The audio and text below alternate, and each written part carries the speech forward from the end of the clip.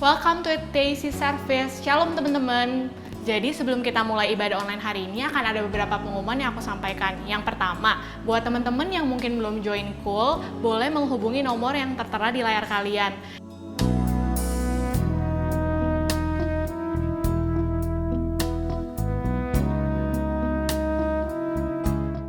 Kedua, buat teman-teman yang rindu untuk memberi persembahan diakonia dan perpuluhan, boleh mentransfer ke rekening yang tertera di layar kalian.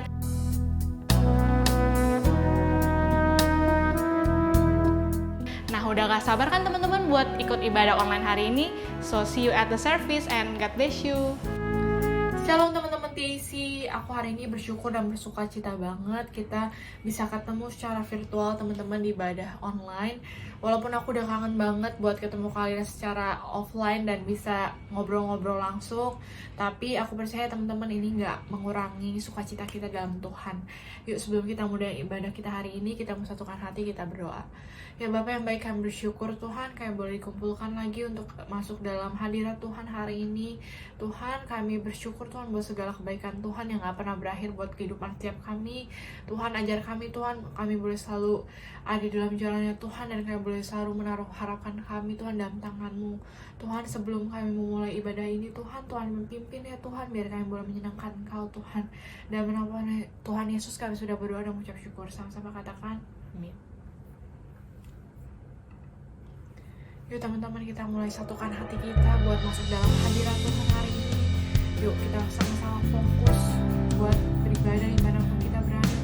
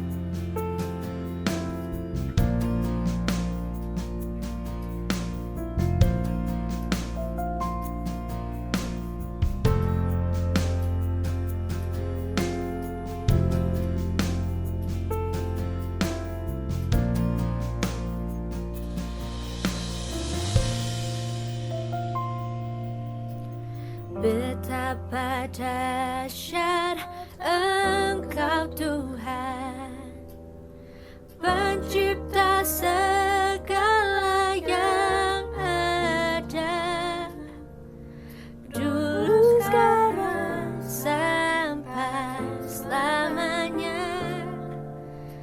Hanya Engkau Tuhan. Tak terselami pikiranku, tak terukur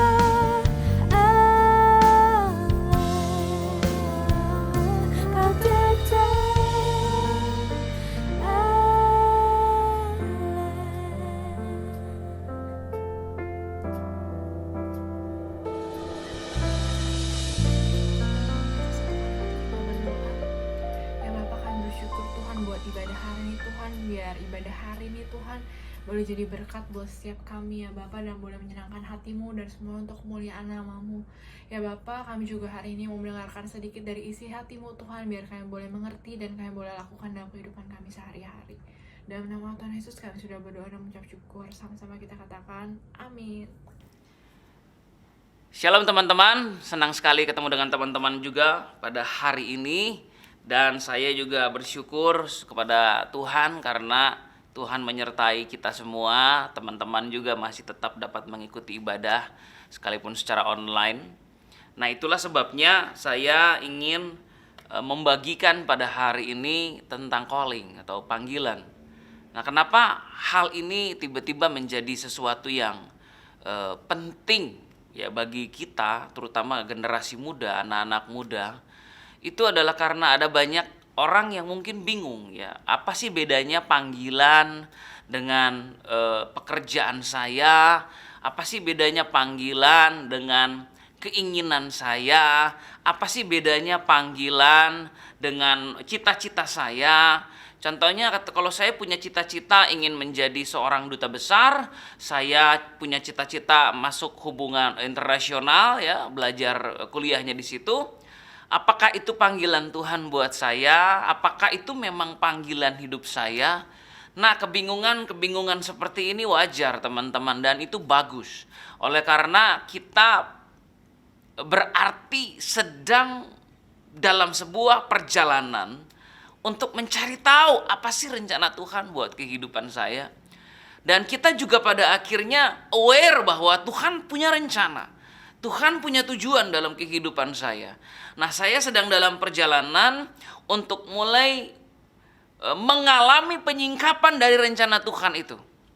Nah, teman-teman, kalau membahas soal calling, saya ingin membajak teman-teman dulu, kita lihat Kejadian pasal 12.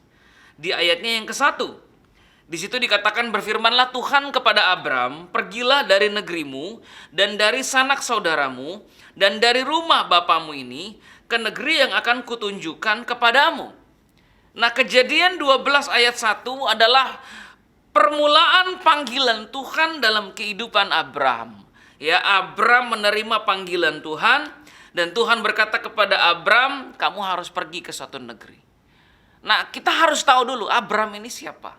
Ternyata Abram ya dikatakan dalam firman Tuhan adalah seorang yang beribadah kepada Allah lain. Dia dikatakan bahwa beginilah firman Tuhan Allah Israel, dahulu kala di seberang sungai Efrat, disitulah diam nenek moyangmu, yakni Terah ayah Abraham dan ayah Nahor, dan mereka beribadah kepada Allah lain. Nah, Yosua mengatakan ini. Dalam kitab Yosua dikatakan bahwa Abram itu ternyata bukan penyembah Allah yang benar. Dia adalah seorang penyembah berhala. Dia menyembah Allah yang asing. Tetapi saudara, panggilan Tuhan atas Abram dinyatakan ketika dia masih dalam keadaan menyembah ilah lain. Nah, hal pertama yang perlu kita pahami adalah begini loh teman-teman. Lahir sebagai Kristen itu enggak jaminan bahwa seseorang akan dapat mengenali, seseorang akan dapat taat kepada panggilan Tuhan. Ada banyak anak-anak yang lahir dari keluarga Kristen tapi tidak menemukan panggilan Tuhan. Dan pada akhirnya mereka pun ketika tahu Tuhan punya panggilan dalam hidup mereka memilih untuk tidak mentaati.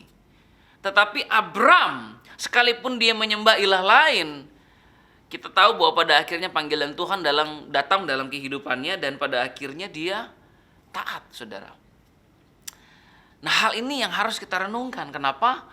Karena ada Abram-Abram di luar sana yang notabene bukan Kristen. Tetapi panggilan Tuhan sedang dinyatakan atas hidup mereka. Ya, beberapa waktu ini saya mendengar kesaksian dari anak-anak muda yang berlatar belakang dari kepercayaan agama lain. Dan mereka tiba-tiba saja mengalami sebuah perjumpaan yang supernatural dengan Tuhan Yesus. Dan mereka merasakan panggilan Tuhan dalam kehidupan mereka. Wow, itu luar biasa. Nah, pertanyaannya adalah ketika Abram ini sedang dipanggil Tuhan, kita bagaimana? Ketika Abram ini yang sudah hidupnya desperate, yang sudah hidupnya kehilangan arah. Abram ini yang udah nggak puas dengan semua pencapaian-pencapaian duniawi, lalu akhirnya menemukan panggilan Tuhan. Bagaimana dengan kita? Atau kita malah jadi sebaliknya. Abram ini, ya saya panggil mereka Abram, orang-orang yang latar belakang dari kepercayaan lain yang menyembah ilah asing, mungkin ateis bahkan. Mereka justru pada akhirnya sampai kepada sebuah titik di mana mereka mencari Tuhan. Kita bagaimana? Atau kita justru sekarang sedang mencari sesuatu yang lain dan itu bukan Tuhan. Makanya Alkitab berkata yang awal akan jadi yang akhir dan yang akhir akan jadi yang awal. Dan ini adalah realita yang terjadi sekarang, apalagi sejak masa pandemi. Ketika krisis ekonomi menerpa banyak orang, ada banyak anak-anak muda yang pada akhirnya merasakan bahwa pengiringan mereka akan Tuhan, mengikut Tuhan itu sia-sia. Dan saya pernah punya perasaan dan pengalaman yang sama, di mana sampai pada sebuah titik di mana saya merasa nggak worth it apa yang saya lakukan buat Tuhan. Saya merasa nggak worth it perjalanan saya untuk taat sama Tuhan. Karena saya kok seperti nggak melihat breakthrough, atau saya nggak melihat perwujudan dari janji Tuhan dalam kehidupan saya. Nah teman-teman, dalam Kejadian 15, Abram pernah punya pengalaman yang sama. Pada saat itu namanya tidak lagi Abram, tapi akhirnya menjadi Abraham. Dan dia pernah bertanya kepada Tuhan, Tuhan, saya udah ikut Tuhan, tapi kok saya nggak lihat Tuhan genapi janji Tuhan buat saya. Saya sudah meresponi panggilan Tuhan. Tuhan suruh saya keluar dari Ur Kasdim. Tuhan suruh saya keluar dari rumah bapak saya. Tuhan suruh saya keluar dari kenyamanan saya. Tuhan suruh saya keluar dari tempat saya yang lama untuk bergerak kepada satu tempat yang baru, yang Tuhan baru singkapkan dalam perjalanan, yaitu ternyata tempat itu adalah tanah Kanaan. Tetapi Tuhan, sekarang saya akan mati dengan tidak mempunyai anak. Seakan-akan Abram bertanya-tanya, apa gunanya meresponi panggilan Tuhan ketika dia tidak melihat ada perwujudan dari janji Tuhan dalam kehidupannya. Teman-teman, ketika Abram berjalan dalam meresponi panggilan Tuhan, dia pernah ada dalam masa kering, dia pernah ada dalam masa kelaparan, dia pernah mengalami kekurangan, dia pernah mengalami kebingungan, sehingga pada akhirnya dia bilang sama istrinya, kamu jangan ngaku-ngaku istri saya, nanti saya dibunuh. Ada begitu banyak peristiwa dalam perjalanan Abram untuk meresponi panggilan Tuhan yang membuat kadang-kadang dia menjadi tawar hati dan dia bertanya-tanya, buat apa semua ini? Buat apa saya ikut Tuhan? Buat apa saya pelayanan? Buat apa saya taat sama panggilan Tuhan? Buat apa saya berkorban buat Tuhan? Buat apa saya melewati proses ini kalau akhirnya saya nggak melihat perwujudan dari janji Tuhan dalam hidup saya? Tetapi kita tahu semua bahwa Abram keep on moving. Dan Alkitab berkata Tuhan memperhitungkan iman Abram itu sebagai kebenaran.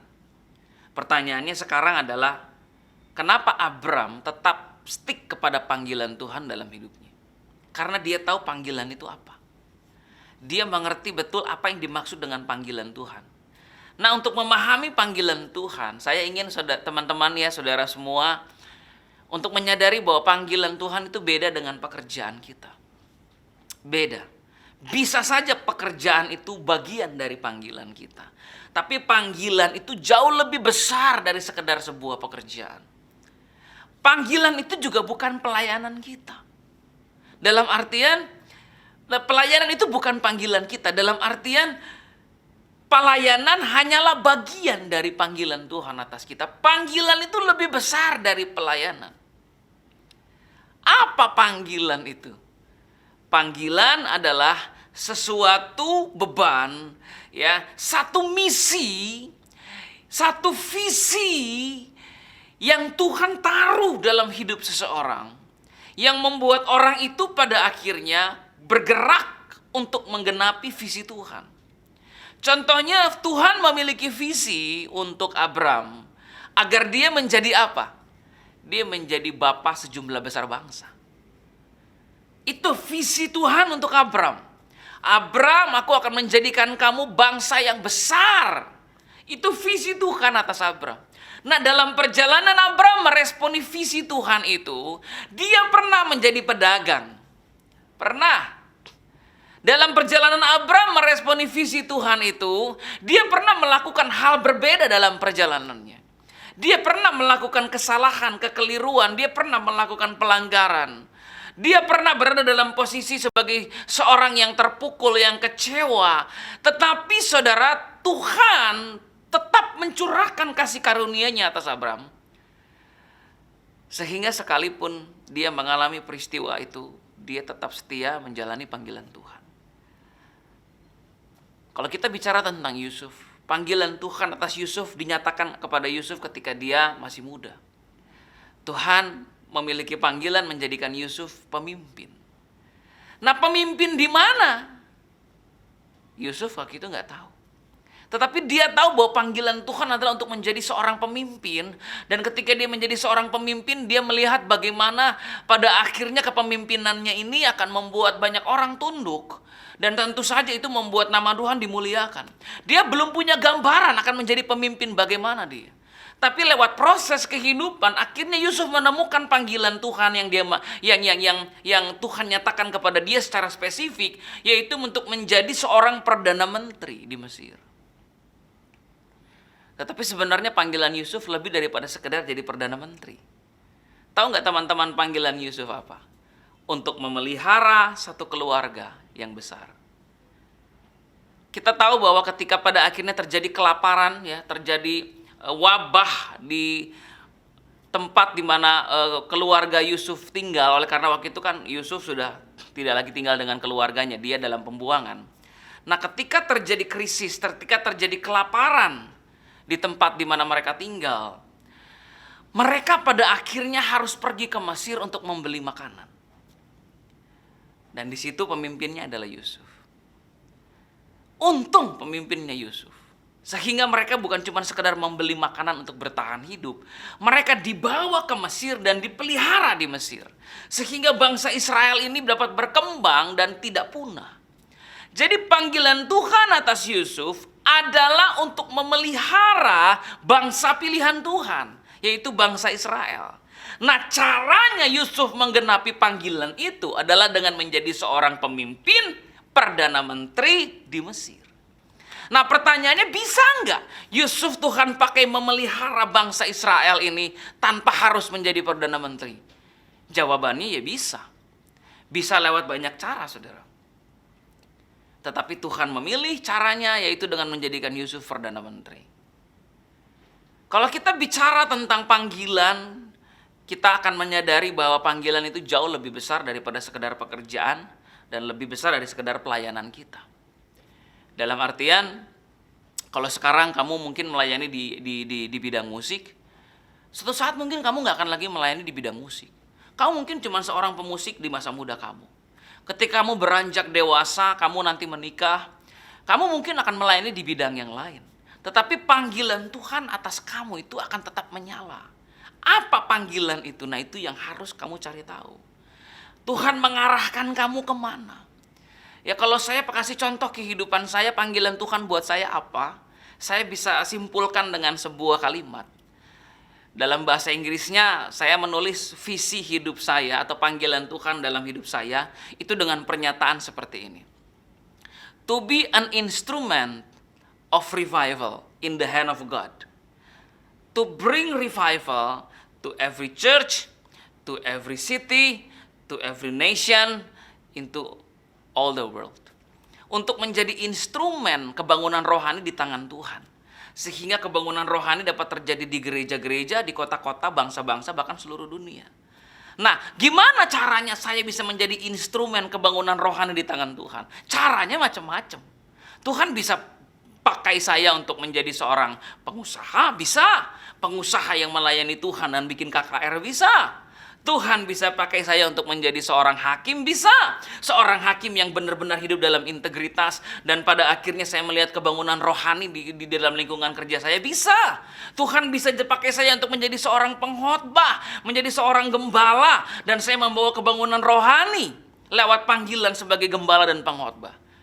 Jadi caranya bisa macam-macam. Tetapi Tuhan punya panggilan buat saya adalah untuk menjadi instrumen kebangunan rohani. Dan itu yang menjadi fokus hidup saya, apapun yang saya kerjakan. Saya bisa jadi satpam, tapi tetap saya akan bergerak untuk melihat kebangunan rohani terjadi. Ya, saya bisa menjadi seorang trader saham dan saya akan tetap punya passion melihat kebangunan rohani. Saya bisa menjadi seorang gembala dan saya akan tetap punya passion untuk melihat kebangunan rohani. Nah, panggilan Tuhan buat hidup teman-teman itu apa? Dan itu harus jauh melampaui pelayanan kamu, pekerjaan kamu. Supaya apa? Supaya kita sadar bahwa Tuhan tuh punya pergerakan yang sangat dinamis. Dan kita mengikuti pergerakan Tuhan. Amin. Nah, teman-teman, pertanyaan saya sekarang adalah, dengan pekerjaan yang sedang kamu kerjakan sekarang, apa sih yang mau kamu capai? Apa sih yang kamu mau raih? Apa sih panggilan Tuhan buat kamu yang kamu tahu bisa tergenapi lewat apa yang kamu kerjakan? Itu pertanyaannya. Makanya sekali waktu ada orang bertanya, Kak, kalau saya mau pindah kerjaan, syaratnya apa, Kak, kira-kira? Standarnya apa untuk saya pindah kerjaan? Ya, saya jawab, kalau kamu mau pindah kerjaan, jangan cuma karena ada tawaran gaji lebih besar. Jangan hanya sekedar ada fasilitas yang lebih mewah. Jangan sekedar hanya karena itu tempatnya lebih nyaman, lebih menjanjikan. Tapi tanya, bagaimana caranya di tempat kerja yang baru kamu bisa meresponi dan pada akhirnya menggenapi panggilan Tuhan dalam kehidupan kamu. Karena kerjaan kita bisa beda-beda. Saudara bisa satu saat dipecat kok, bisa. Apakah kalau tiba-tiba teman-teman dipecat dari pekerjaan, lalu panggilan Tuhan hilang? Kan enggak. Seandainya saya nggak lagi jadi pengkhotbah, saya nggak lagi pelayanan di gereja, tiba-tiba aja Tuhan panggil saya untuk menjadi misalnya seorang pengusaha. Ya, saya udah nggak lagi pelayanan gereja deh, saya jadi pengusaha. Apakah dengan begitu saya tidak bisa lagi menjadi seorang instrumen di tangan Tuhan untuk membawa kebangunan rohani? Ya, tetap bisa. Tetap. Karena panggilan itu jauh lebih besar dari apa yang saya kerjakan. Ya, ngerti ya teman-teman? Jadi mulai sekarang, jangan biarkan pelayanan kamu itu kamu jadikan panggilan. Bukan, pelayanan kamu itu cuma salah satu alat yang Tuhan pakai untuk kamu bisa menghidupi panggilan Tuhan. Panggilan Tuhan itu harus tetap kuat dalam kehidupan kita. Sekalipun pekerjaan kita nanti berganti, gereja kita nanti berganti, pelayanan kita nanti berganti. Panggilan Tuhan itu harus tetap menjadi drive untuk membuat kita bergerak terus ya menuju destiny yang Tuhan sudah sediakan. Nah, panggilan Tuhan buat hidup teman-teman apa? Kalau Abraham tahu, dia punya panggilan menjadi bapa sejumlah besar bangsa. Makanya itu yang menjadi beban pergumulan Abraham. Ya, dia berkata, Tuhan, aku akan mati dengan gak punya anak. Kenapa? Karena dia tahu panggilannya adalah untuk menjadi bapa bangsa-bangsa. Nah, kalau dia gak punya anak, gimana caranya dia jadi bapa bangsa-bangsa? Ya teman-teman, sekarang pertanyaannya, apa panggilan kamu? Dan mau gak kamu berdoa kepada Tuhan, Tuhan, berikan saya pekerjaan, di mana lewat pekerjaan itu saya bisa menggenapi panggilan Tuhan. Tuhan, berikan kepada saya pelayanan, supaya lewat pelayanan itu saya bisa meresponi panggilan Tuhan. Tuhan, berikan kepada saya satu kepercayaan, supaya lewat kepercayaan yang Tuhan berikan saya bisa menggenapi panggilan Tuhan. Amin. Nah teman-teman, ada 5 poin. Nanti teman-teman bisa lihat di slide. Ada 5 poin mengenai panggilan. Yang pertama, panggilan itu diberikan berdasarkan kasih karunia. It is given by grace alone. Jadi tidak seorang pun yang bisa membayar Tuhan untuk dapat panggilan. Tidak seorang pun yang bisa mereka-reka, membuat-buat ini panggilan saya. Panggilan itu secara supranatural diberikan kepada seseorang. Oleh karena Tuhan punya rencana melalui orang itu, dia bisa membawa banyak bangsa, dia bisa membawa banyak orang, dia bisa mengubah satu komunitas, atau mungkin dia hanya mengubah satu sekolah, satu keluarga. Tetapi panggilan itu diberikan karena kasih karunia.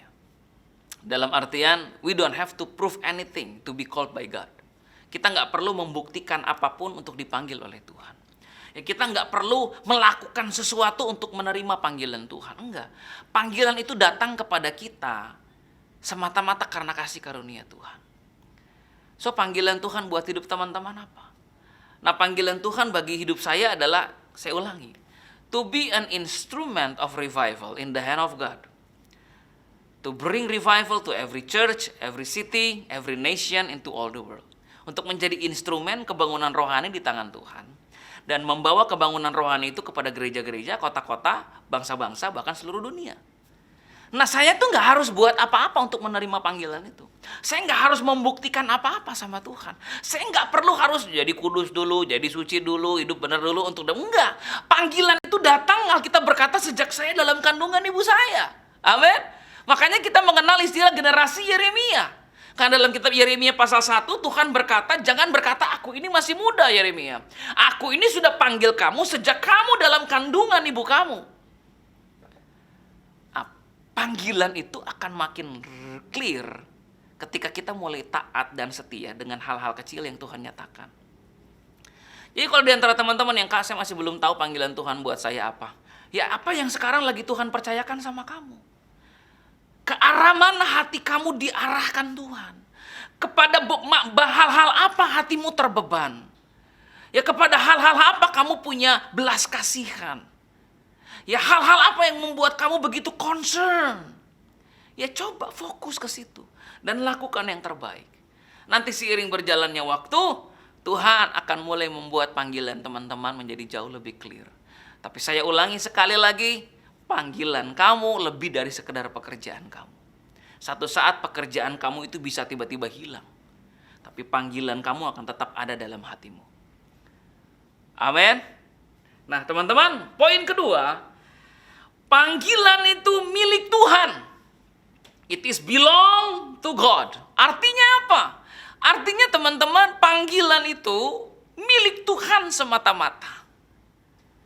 Nggak bisa dimanipulasi sama manusia manapun. Nggak bisa diambil sama manusia manapun.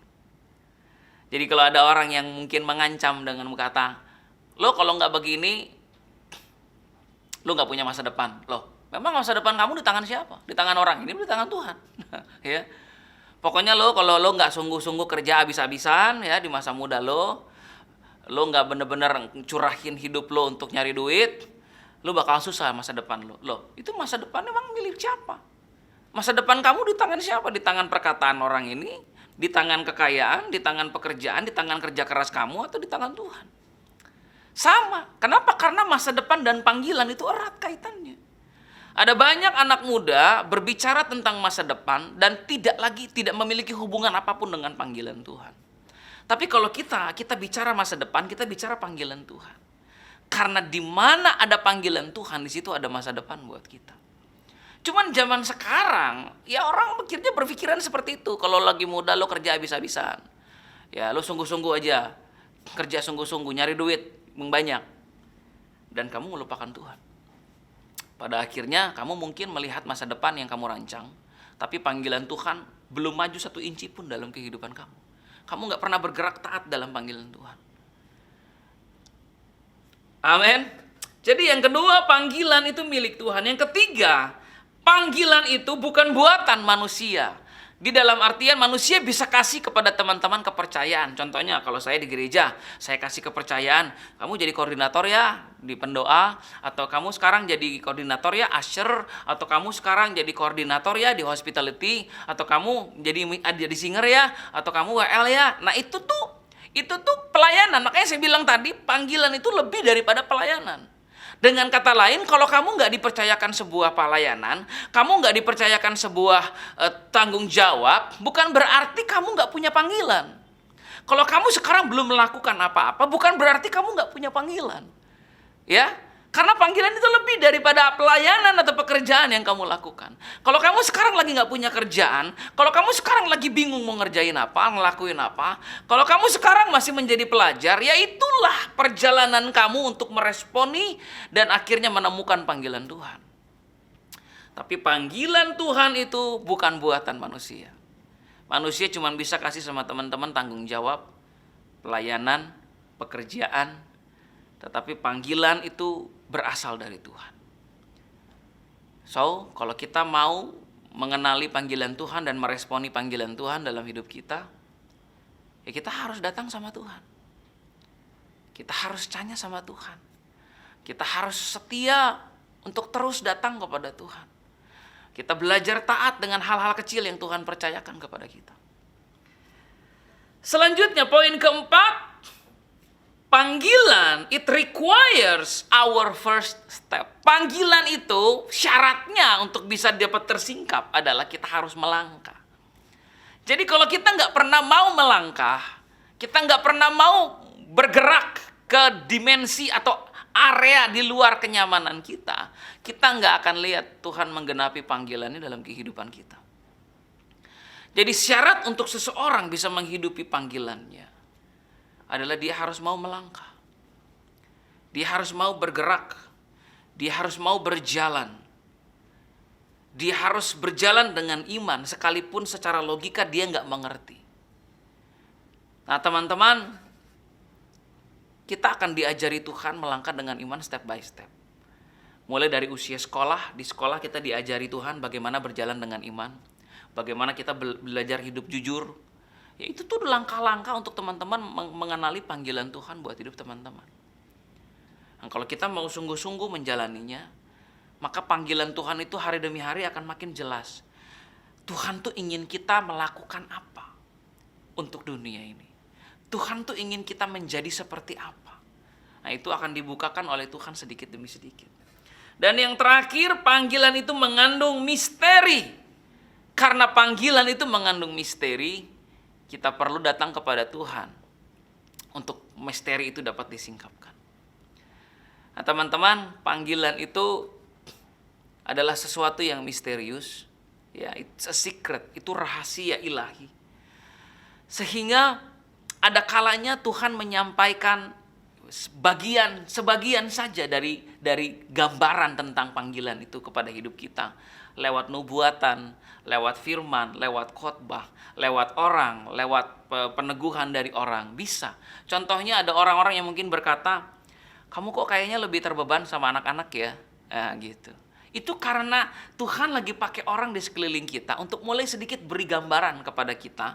Apa sih panggilan Tuhan buat kamu? Atau kamu tuh kayaknya lebih suka ya kalau keluar, tolong orang langsung, bantu orang langsung, melakukan aksi sosial. Nah itu Tuhan tuh lagi kasih gambaran kepada kita tentang apa sih panggilan Tuhan buat kita. Karena panggilan itu misteri, panggilan itu rahasia, Tuhan seringkali menyingkapkan panggilan seseorang lebih jelas dan lebih jelas lagi.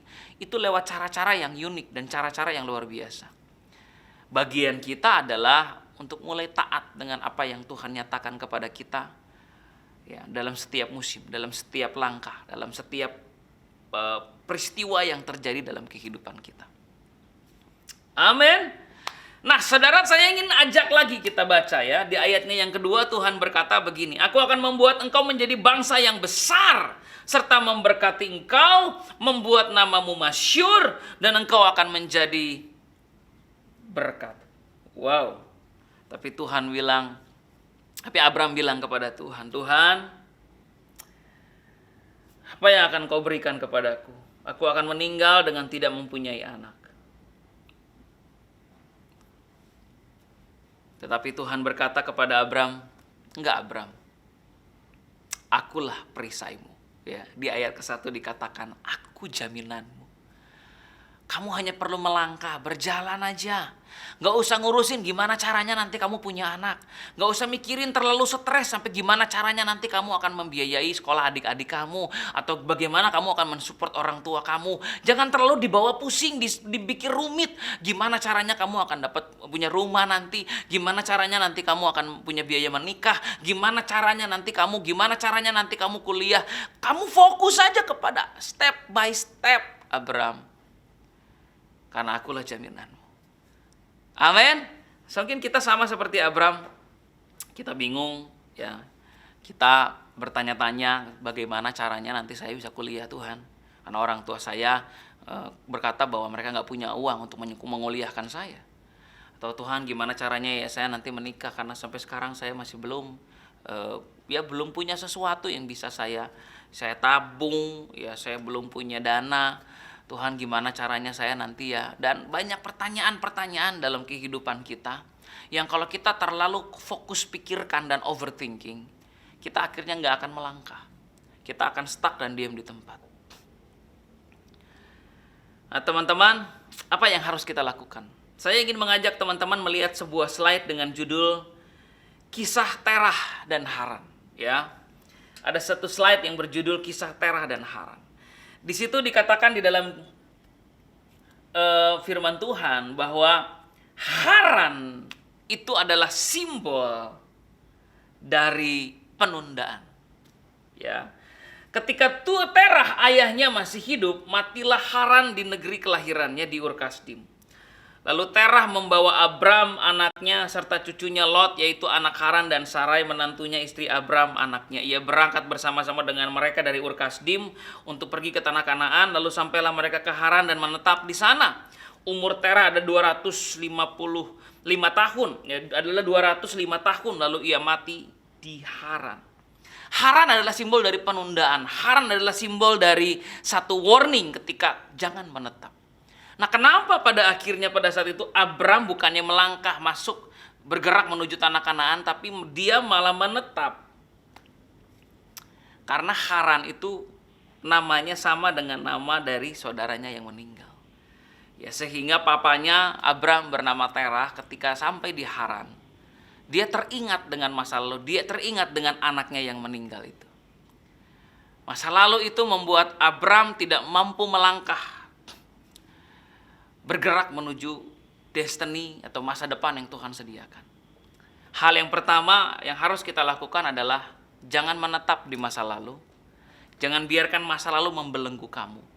Jangan menetap di dalam zona nyaman kamu, tetapi bergerak dan melangkah keluar ke dalam satu area baru yang belum pernah, ya, kamu mungkin belum pernah mencoba merasakan sebelumnya. Contohnya adalah kalau kamu di masa pandemik ini lebih banyak akhirnya sendirian, ya, lebih banyak menghabiskan waktu mengisolasi diri, kamu nggak berkomunitas dengan orang. Kamu harus paksa diri kamu untuk keluar dan berkomunitas.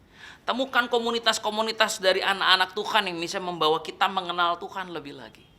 Karena kalau kita menetap di tempat di mana kita berada, nyaman dengan apa yang sudah Tuhan kita kerjakan selama ini, kita nggak bisa bergerak menuju tanah Kanaan atau tanah perjanjian itu. Dan kita nggak bisa melihat panggilan Tuhan dengan jauh lebih jelas. Yang kedua, teman-teman, saya ingin bahas tentang apa sih yang menyebabkan sehingga ada banyak orang ketika melangkah meresponi panggilan Tuhan, langkah mereka tersendat-sendat dan tertunda. Yang pertama, mereka punya yang namanya escape plan. Apa itu escape plan? Escape plan itu begini, gimana caranya saya nggak usah harus melakukan ini? Gimana caranya saya itu bisa tetap melakukan yang saya mau, tapi di saat yang sama saya juga masih bisa tetap pelayanan dan melayani Tuhan, meresponi panggilan Tuhan. Padahal Tuhan mau saya tinggalkan itu.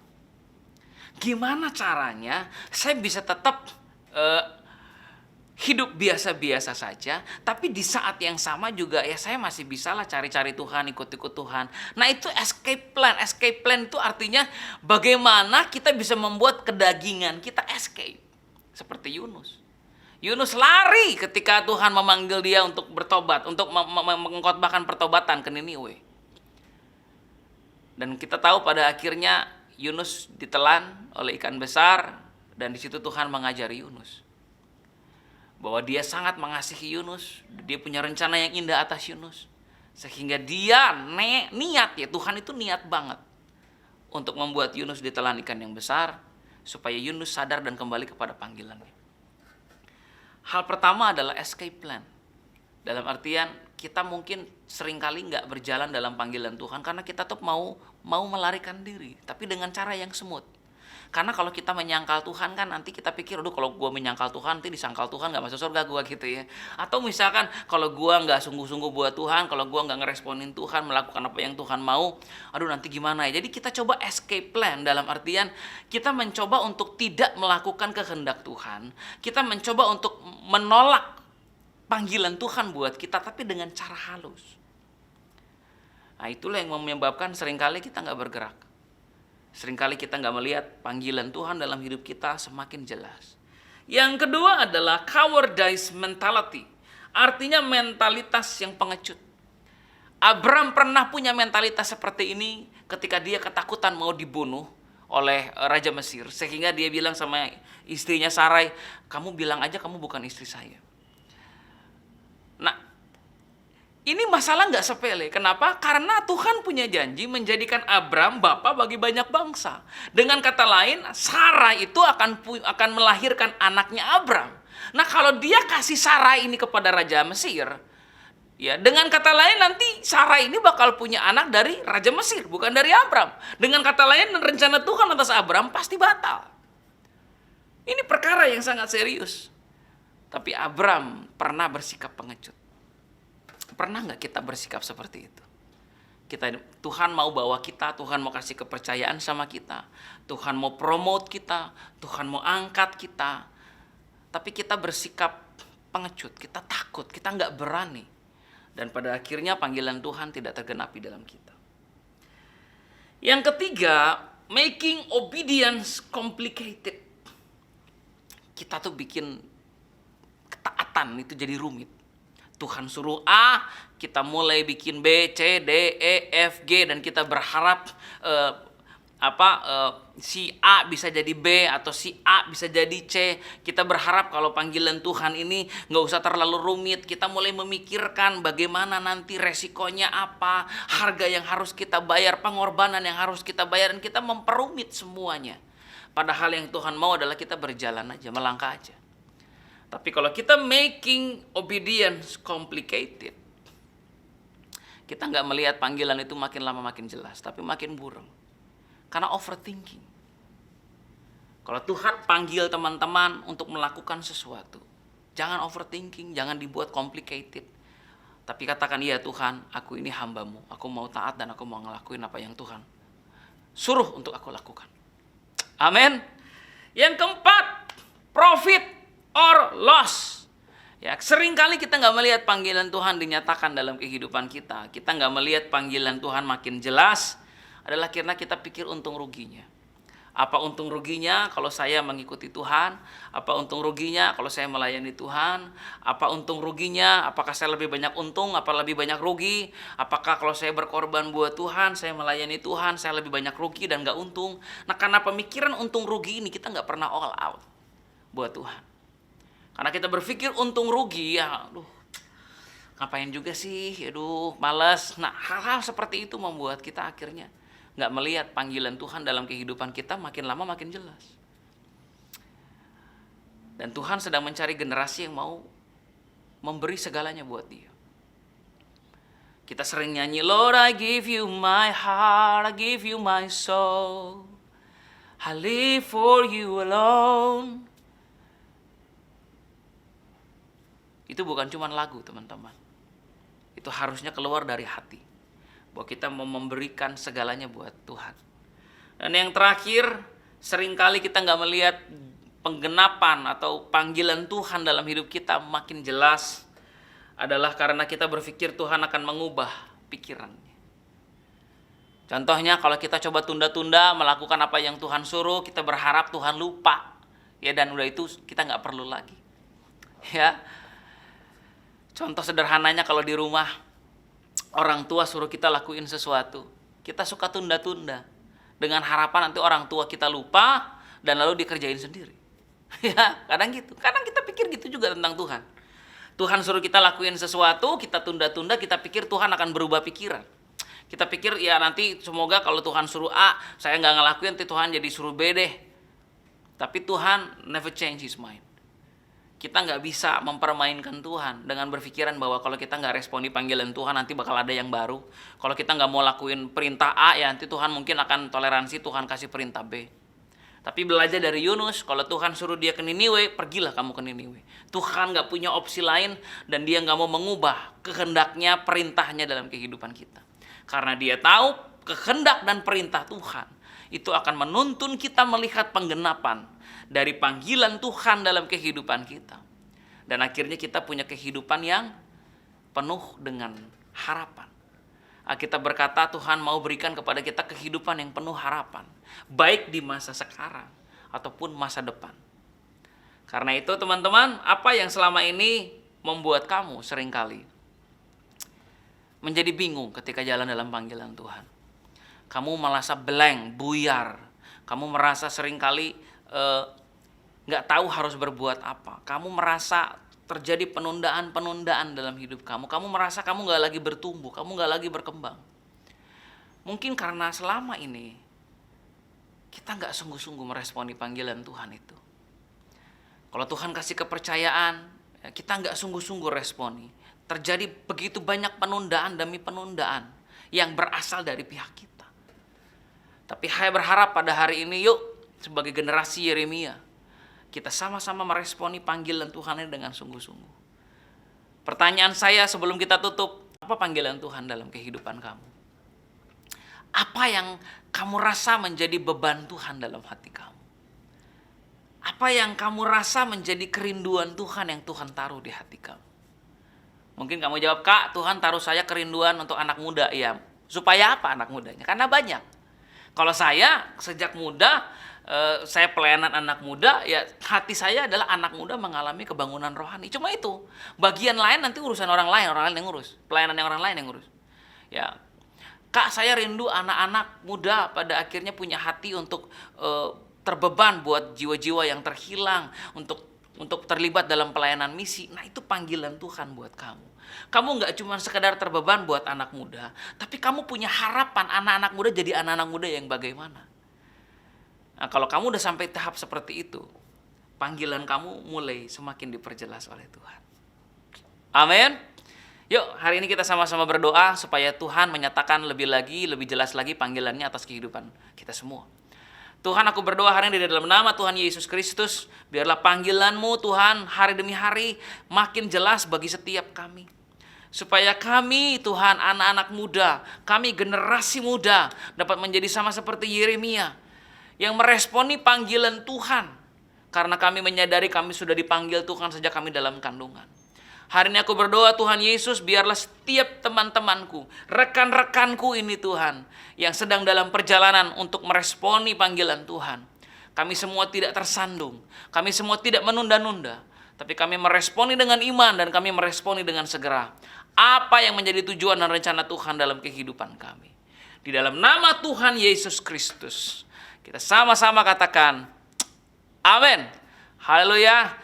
Kiranya teman-teman semua diberkati dan teman-teman semua semakin bergairah meresponi panggilan Tuhan. Tuhan Yesus memberkati. Terima kasih udah mengikuti ibadah online hari ini. So buat teman-teman yang belum follow IG kita, bisa langsung di follow @gmcc.tac dan jangan lupa untuk cek konten kita di YouTube @gmcc. See you di ibadah online selanjutnya. God bless you.